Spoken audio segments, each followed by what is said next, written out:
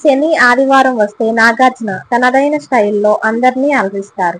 అలాగే house mates అందరి బాగోగులు తెలుసుకుంటారు నాగార్జున. ఇక ఈ వీకెండ్ హౌస్ మేట్స్ హౌస్ లో ఎలా ఉన్నారు, ఎలా టాస్క్ లో పర్ఫామ్ చేశారు అన్న విషయాల గురించి మాట్లాడతారు. పృథ్వీని ఈ వారం నాగార్జున పొగడ్తలతో ముంచెత్తుతారు. ద బెస్ట్ వీక్ ఏదైనా ఉంది అని అంటే ఇదే పృథ్వీ నీకు అని అంటారు నాగార్జున. నీ కోపం కూడా చాలా తగ్గించావు ఈ వీక్ లో.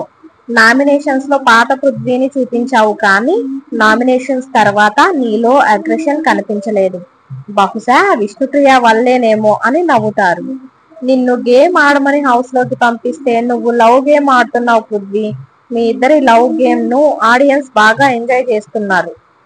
ఇక ఈ టాస్క్ల విషయానికి వస్తే బెలూన్ గేమ్ బాగా ఆడావు, ఎవరిని హర్ట్ చేయలేదు.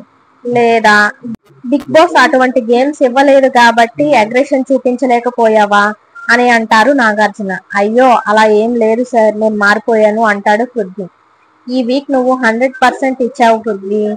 బెలూన్ టాస్క్ చాలా బాగా ఆడావు అని పొగడ్తలతో ముంచెత్తుతారు పృథ్వీని నాగార్జున.